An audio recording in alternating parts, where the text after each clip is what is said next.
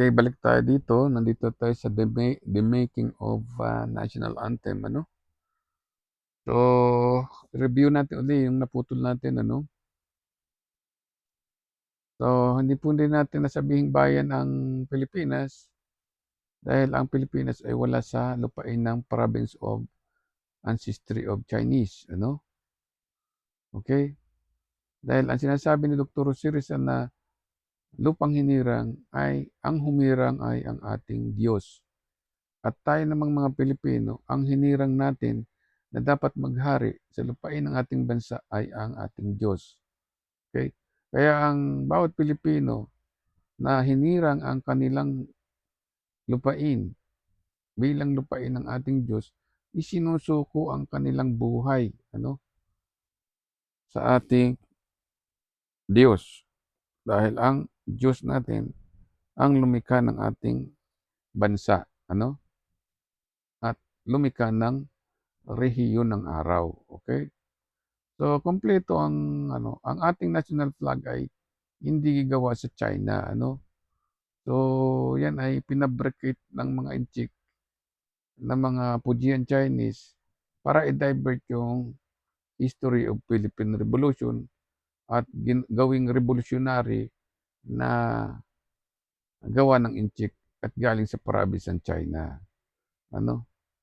So hindi pwedeng gawing province ng China ang Pilipinas at hindi pwedeng ang lahat ng mga lupain sa Pilipinas ay sa pangalan ng Inchik, Dahil hindi tungkol ito sa dugo ng Inchik o tungkol sa pangalan ng Inchik, So gusto kasi nila na nakawin lahat, ilan grab lahat yung mga lupa natin at ibenta sa atin, At lahat ay galing sa kanilang pangalan, Ganyan yung mga Inchik na land grabber, Karamihan sa mga Inchik ay na land grabber ay Fujian Chinese, Kasi sila yung nakarehistro na gumawa ng peking mga history ng Pilipinas at yan may kinalaman sa sinasabing land reform program, yung pagnanakaw ng lupain. Okay? Ang inuuna ay yung kanilang pamilya ng higit sa ating bansa o higit sa ating Diyos, Kasi ang katuwiran nila, hindi amin ang lupain ninyo. Ang nagbigay sa amin ay ancestors namin sa China.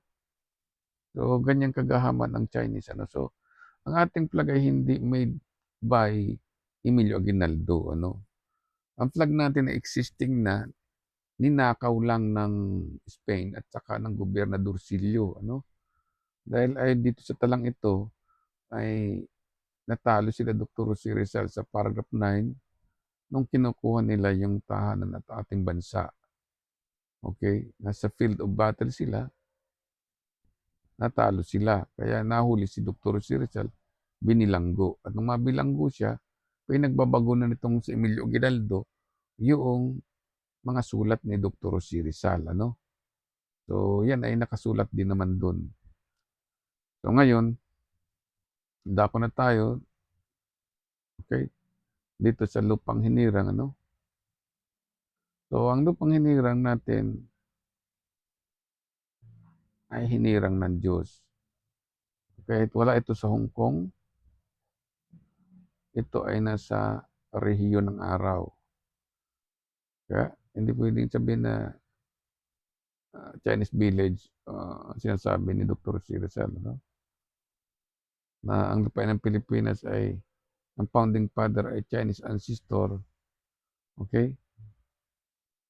Ay hindi pwede kasi yan ay nasa rehiyon ng araw. Ganon, okay? So, ano pa? Nandun tayo kanina, tapos tayo doon kanina sa So, ang Diyos ay lupain ng ang ang Diyos ang lumikha sa lupain ng Pilipinas kaya ito ay lupain ng lumikha ng ating buhay, So, kaya ang ibig sabihin ni Dr. C. Rizal na farewell beloved country, you are our lost Eden. Ang ibig sabihin niyan, Diyos ang lumikha sa ating buhay mula sa lupain ng ating bansa. Yun yung our lost Eden is a short code na ang Pilipinas ay motherland of our soul, ano? So, yung Pilipinas ay motherland of our soul, enchanted land of God, where the soul uh, created from this land was came from God, ano? So, yung soul nandiyan din.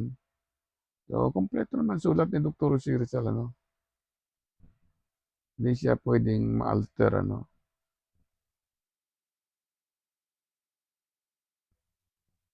Okay. In the soul will depart soon, ano? So, ang isang soul ay hindi mo pwede sabihin na yan ay galing sa kalamba, ano? Kaya hindi pwedeng i-divert na ang kaluluwa ni Dr. Jose Rizal nagmula sa ancestors ng China sa lupain ng ah, ah, Laguna o Binyan, Laguna, ano? Hindi pwedeng gawin, ano? Kasi ang ibig sabihin ng soul, ang galing daw ang soul ni Dr. Jose Rizal sa isang enchanted land ng kanyang bansa, ano? Okay, hindi pwedeng galing ang lupain sa kay Domingo Lamco, ano? Okay, hindi pwedeng ganun ang maging translation kasi ang salitang Eden, galing ang lupain mula sa Diyos. Okay, hindi pwedeng galing ang Diyos sa Laguna, ano? So, kaya mali-mali ang istorya tungkol kay Domingo Lamco, yan ay isang sindikato, ano? So, ang sinasabi ni Dr. Jose Rizal, wala sa Laguna ang Pilipinas, wala sa Cavite, ito ay nasa rehiyon ng araw. Bansa na nasa rehiyon ng araw. Kaya hindi pwedeng ipantay sa bayan ang Pilipinas kasi wala naman sa province of China ang Pilipinas nasa rehiyon ng araw, ano? So usually yun talaga ang ginawa nilang tricks para magkaroon sila ng i-extend nila yung Philippine Revolution na yun ay revolution of Chinese ancestry, ano? At papaliwanag natin na hindi pwedeng i-convert na revolution of Chinese ancestry, ano? Ang bansang Pilipinas noong 1896, ano? So, maliwanag na ang national anthem natin ay hindi inimbento, ano? Yan po ay description ng Pilipinas kung nasaan makikita yung ating sinasabi natin sa flag. Kasi ang flag ay nagsisimbolize ng isang bansa, ano? At ang bawat meaning ng symbolism ay may kinalaman sa identity ng isang bansa, location ng isang bansa, at sino yung mga taong nandoon, at sino ang lumalang ng bansa mo, saan nagmula ang bansa mo, ano? So, yun ang symbolism, ano? So, maliwanag na ang flag natin ay very realistic na hindi galing sa isang inche kasi pinapaliwanag ng Dr. Jose Rizal na ang lupain natin ay galing sa ating Diyos, sa nag-iisang Diyos, ano? At siya ay nasa karagatan, ano? Sinong inchik ang pwedeng gagawa ng karagatan, ano? Inchik na taga Hong Kong. Ang Sea of the Orient ay hindi China Sea, ano? O South of China, Sea South of China, kundi sinasabi ni Dr. Jose Rizal generally ay Sea of the Orient, dagat na nasa silanganan. Ano? So yun namang Hong Kong, wala naman yun sa silanganan, di ba? Nasa kanluran natin. Ano? O di ba? Sa baba lang yata ng ano yun, ng Xiamen, o ng Xinjiang, ano? So hindi ito orientation ng incheck o movement of Chinese or blood of Chinese ancestry ang history ng Pilipinas, ano? Nandiyan lahat, langit mong bughaw, ano? So may dilag ang dasal at awit sa paglayang minamahal. You see, nasa paragraph 9 and 10, di siya walang dilag ang tula, ano? At walang ah, lupang hinirang ng ancestors of China, ano? Lupang hinirang ng Diyos, ano? Kung ang Diyos ang humirang sa lupain, alam ng Diyos kung saan nilalang niya ang kanyang bansa. Alam ng Diyos kung saan siya naghari, ano? So, ganun yan.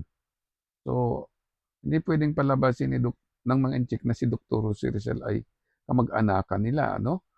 Dahil isinuko ni Dr. Jose Rizal ang buhay niya hindi sa ancestors ng Chinese, ano, hindi niya iniwan ang kanyang mga magulang sa Chinese beloved ancestry, hindi sa Filipino beloved country, ano. Kaya hindi isang inchik si Dr. C. Rizal, okey. So, balik ulit tayo dun sa national flag natin, ano. So, ang region of the sun hindi mo puwedeng gawing triangle, ano. Ilalagay mo ang Pilipinas na nasa ilalim ng kalangitan sa rehiyon ng araw, hindi mo puwedeng gawing triangle 'to, okey.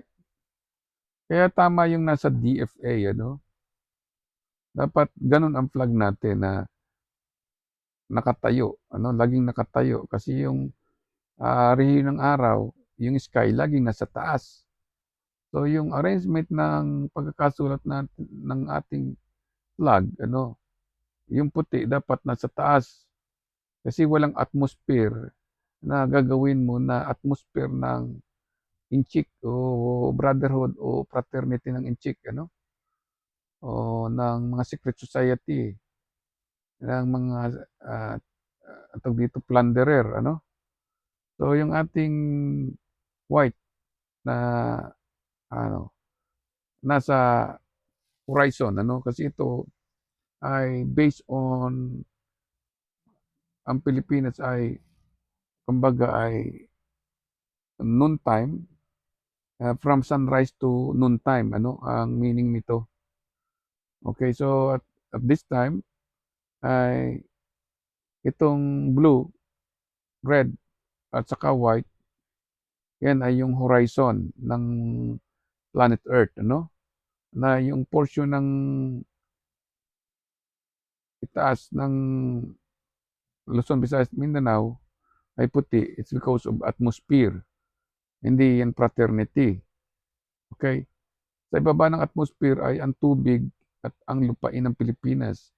Ang lupain ng Pilipinas ay yun yung enchanted land, ano, na sinasabi ni Dr. C. Rizal. Okay, so ulitin natin. Okay, ang rehiyon ng araw, meron daw siyang bansa ay nasa rehiyon ng araw, okay. So yung rehiyon ng araw, isusulat natin ulit, ano, ito. So ang sinasabing rehiyon ng araw ay hindi triangle, okay. Meron siyang bansa nasa rehiyon ng araw at hindi yun bayan, okay. Ang nasa rehiyon ng araw ay hindi bayan, okay, hindi rin province, ano. Yan ay beloved country. Yan yung nasa rehiyon ng araw. Okay, yung burning sun ng araw,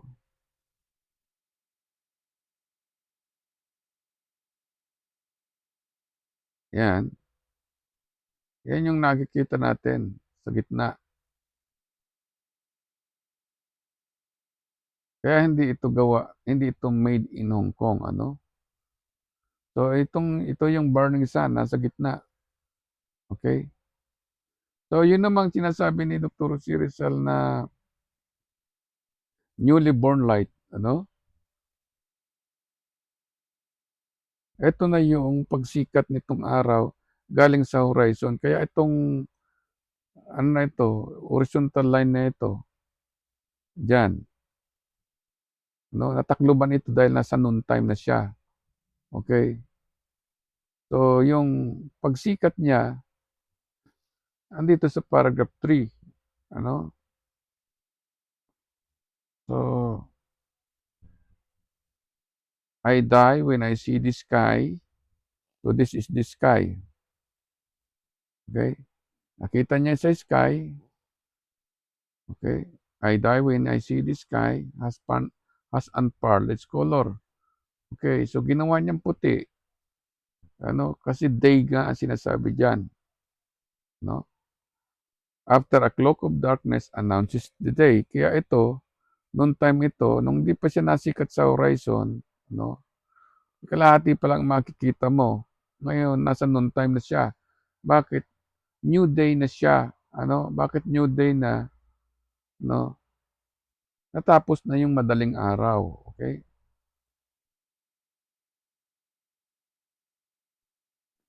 Okay, so natapos na yung madaling araw. Nasa noon time na siya, okay? So yung makikita mo dito sa paragraph 5, ano, diyan pa rin, ano, to die under your sky in your enchanted land, eternally sleep, ano? So yun na nga ang sinasabi ni Dr. Jose Rizal dito.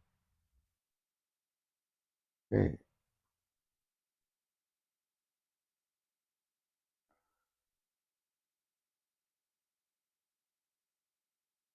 So yung sinasabi ni Dr. Jose Rizal dito na land, ano? Ito na yung sinasabi niyang land, eternally sleep. Yung sky niya, under your sky, in your enchanted land, eternally sleep. So yung Sea of the Orient naman niya, sana makita ka sa karagatan. Nandito rin, to see you in the Sea of the Orient. Okay? Dahil yung Sea of the Orient, andun siya, ano?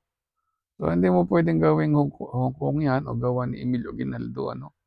Sinulat yan ni Dr. Jose Rizal 1896, hindi 1898, ano? So sinulat yan ng panahong nakikita niya yung digmaan. Nakita niya na sila ay nakikipaglabanan para kunin ang ating tanat bansa, ano? Hindi sila nanghihingi doon kay King Philip ng pangalan o dugo ng inchik, ano? Ang hinihingi nila ay yung Pilipinas, okay? Hindi kay Emilio Aguinaldo o kay Domingo Lamco. Hinihingi nila ay sa Spain, ano?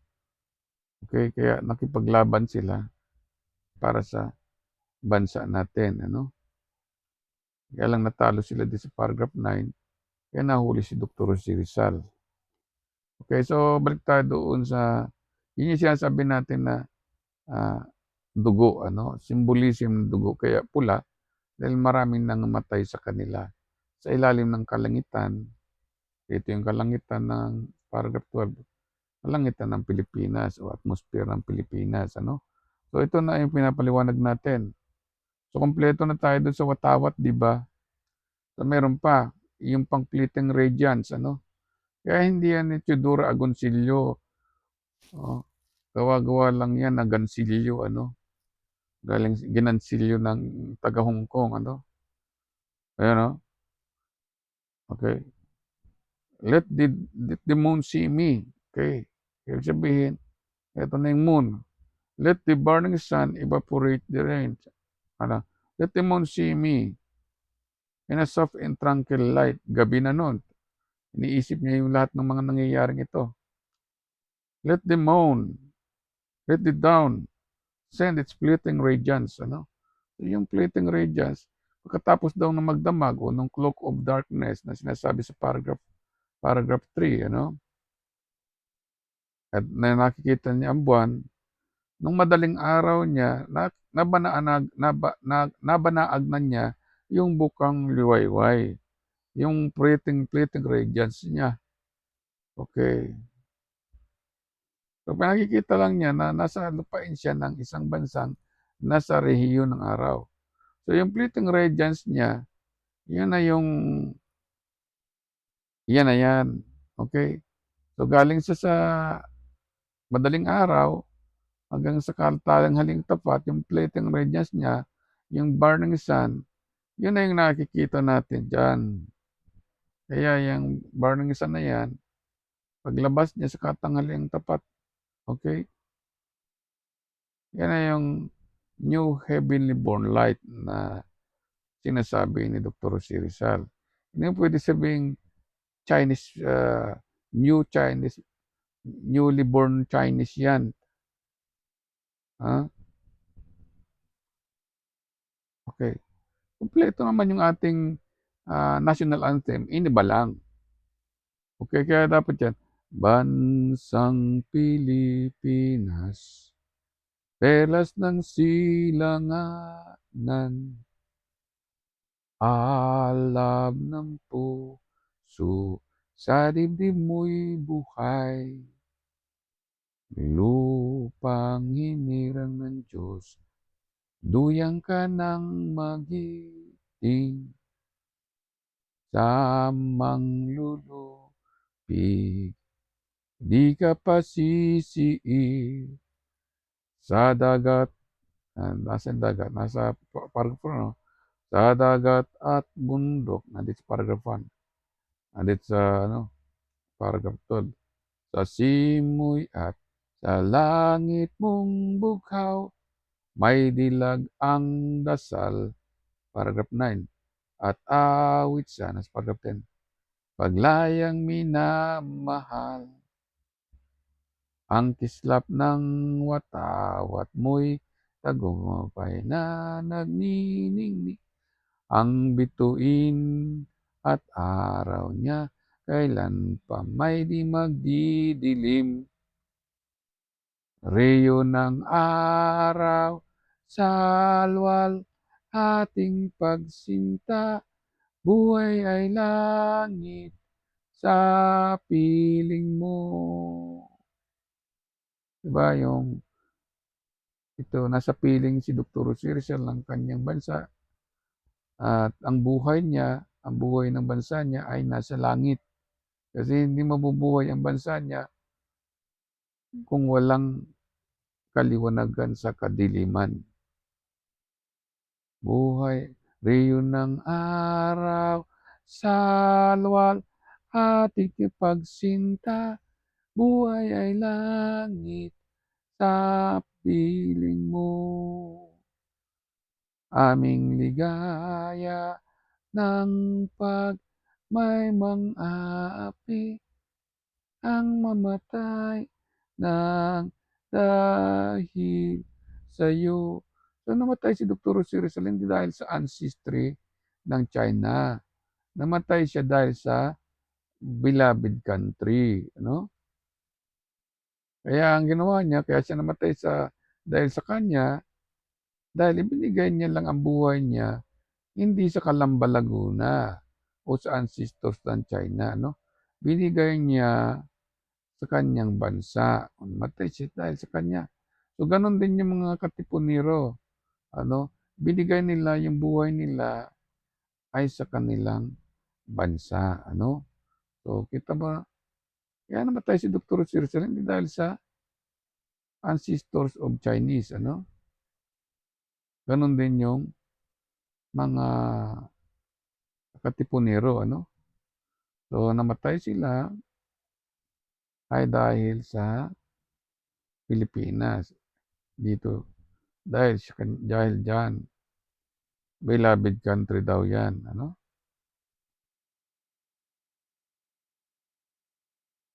Binigay nila ang buhay nila dyan. Okay, so yung paragraph 1 at saka paragraph 2,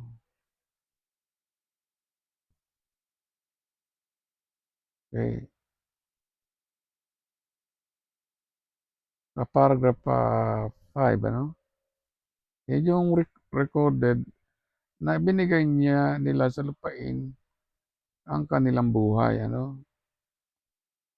Kaya makita mo namatay sila para sa bansa nila, Naka-interlock yung 4 na paragraph. Okay, namatay sila ay sa ilalim ng lupain ng kanilang bansa, ilalim ng atmosphere ng lupain ng kanilang bansa. Kaya naka-interlock yang paragraph 12, o dito sa paragraph 13. Kasi ito, common ito, Ang ating bansa ay nasa ilalim ng atmosphere, At yung mga namatay diyan, hindi namatay sa ilalim ng lupain ng, Cavite at saka Laguna, Namatay sila ay sa ilalim ng atmosphere ng isang bansa. Okay? So, kitang-kita niya natin na ang gustong makita ni Dr. Jose Rizal na hindi natin nakikita, ano, ayan, mga bagay na yan. Okay? Nakikita ni Dr. Jose Rizal na ang kanyang bansa, ang Pilipinas, ay isang lupain, na dapat nating makita, na yung mga namatay na ito, nasa paragraph 9, ay namatay sa ilalim ng atmosphere, ng space, ng valleys, ng isang bansa na kung saan doon niya iniwan ang kanyang mga magulang sa lupain ng kanyang bansa. Hindi niya iniwan ang lupain niya, at yung mga magulang niya at yung Diyos niya doon sa Laguna, kundi yung kanyang pamilya iniwan sa isang bansa at yung bansa niya at yung kanyang pamilya iniwan sa paghahari ng isang Diyos, sapagkat yung Diyos siyang may-ari ng enchanted land ng minamahal niyang bansa na tinawag niyang lupain ng ating Diyos, at dito sila namatay, upang kunin nila yung bansa, hindi siya nanghingi ng pangalan ni King Philip o pangalan ni Domingo o dugo ni Domingo Lamco, okay? So yan ang sinasabi nating national anthem, na dapat ay inirerespeto ng mga Inchik, So ating i-play yung watawat, ng ating bansa. So dapat yan ang lumilipad, hindi yung dugo ni Emilio Aguinaldo, So yan. Okay, so napaliwanag natin mabuti na hindi made in China o province of Chinese ancestry yung sinasabi ni Dr. Si Rizal, Okay, so move natin doon sa taas dahil tayo pinagluloko nitong mga Inchik na to, Yun yung sinasabing region of the sun, Okay. So sinabotahe ng mga Inchik ang ating Philippine Revolution dahil gusto nilang i-convert na yun ay Revolution of Chinese ancestry, At yun na yung mga Inchik ay namimiki ng history ng Pilipinas dahil naniwala sila doon sa kamusmusan ng isip nila dahil siyempre magulang nilang pinagbabasehan nila ng history na hindi naman nila binabasa mabuti yung ibig sabihin ng ni Dr. Si Rizal, Na ang ibig sabihin ni Dr. Si Rizal, hindi mo makikita ang Laguna, Cavite, ang Camarines Norte o ang Pilipinas, doon sa province of China dahil ang Pilipinas ay bayan, Ang Pilipinas ay isang bansa, makikita mo hindi sa province of China, dito sa rehiyon ng araw. So yung maliit na portion na ito na nandito sa ating Milky Way galaxy, yun ang region of the sun, Yung region of the sun kasama ng 399 billions of stars, pang 400 billions of stars ng stars sa Milky Way galaxy, ang solar system natin. So ito yung solar system natin, yan ang rehiyon ng araw, Kaya umiikot siya dito. Hindi yan pwedeng gawing triangle, Yan ay triangle ng triad o yan ay fraternity ng Fujian Chinese, Malaysian Chinese, at saka ng Sultanate of Shandong China Insulu.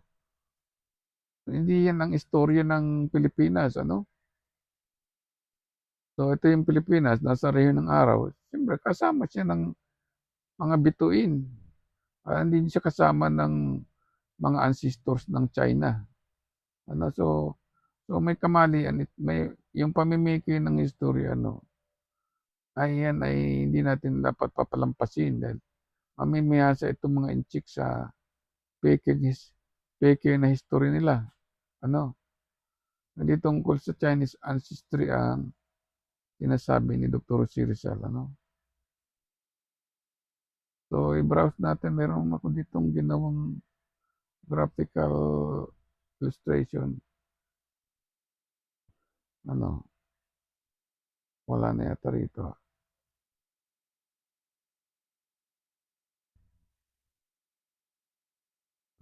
Saan siya? Saan napunta?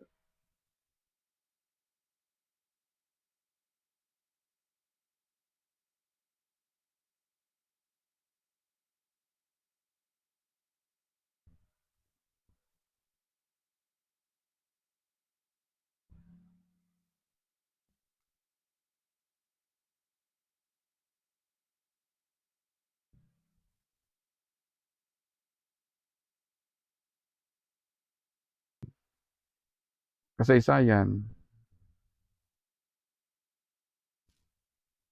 para mabago ulit, ano? So, gano'n. So, hindi puwedeng baguhin ang ating history, ano? Dahil ito ay fix, ano? Diyos ang lumikha, sabi ni Dr. C. Rizal, ano? Okay, so balik tayo doon sa ah, point natin, doon sa taas, doon sa explanation natin, no? Na hindi puwedeng baguhin ng Chinese ancestry na i-divert nila yung Philippine Revolution. Sasabihin nila ito ay pangalan ni King Philip, yung Pilipinas, kasi ang gusto nila ay i-legalize yung Pilipinas na iniwan ni Dr. C. Rizal ang ah, Pilipinas sa bayan ng Laguna at sa bayan ng Cavite, ano? So, iniwan ni Dr. C. Rizal ang magulang niya at pamilya, ang mga iniibig niya, yung sinasabing childhood friend niya, at sweet foreigner. Lahat yun ay iniwan ay sa bansang Pilipinas na nasa rehiyon ng araw, ano? So, hindi mo pwedeng sabihin na yung buong flag natin nagre-represent na ang Pilipinas, ang lupain nito, yung sweet foreigner, yung mga nakipaglaban para sa ating bansa, yung mga nangamatay, ay iniwan ni Dr. Jose Rizal ay sa province of China, ano? Okay? Dahil sinasabi ni Dr. Jose Rizal, ang Pilipinas, iniwan niya sa ilalim ng atmosphere. Hindi naman sa ilalim ng dugo ni Domingo Lamco. So, hindi tungkol sa travel history ng Chinese ancestry. Kaya itong sinulat ni Dr. Jose Rizal na ito, hindi mo pwedeng baguhin, ano? Na yung China, gagawin mong motherland, ano? Paano naman naging mag-motherland na ni Dr. Jose Rizal yung China, ano? Ang sinasabi niya, iisa lang yung kanyang motherland, ano? Okay? Yung Pilipinas is, ay hindi isang babae na asawa ni Domingo Lamco, ano? So, ang sinasabi ni Dr. Jose Rizal, ang Pilipinas ay isang bansa, ano, hindi ancestry. At ito ay lupain ng Diyos. So, gawin natin dito. Okay? So, yung Pilipinas ay lupain ng Diyos. Okay? Kaya hindi yan pwedeng land of Chinese ancestry or pwedeng gawin na state of Chinese ancestry dahil ito'y bayan na nasa province of ancestors of o ancestry of ano, ito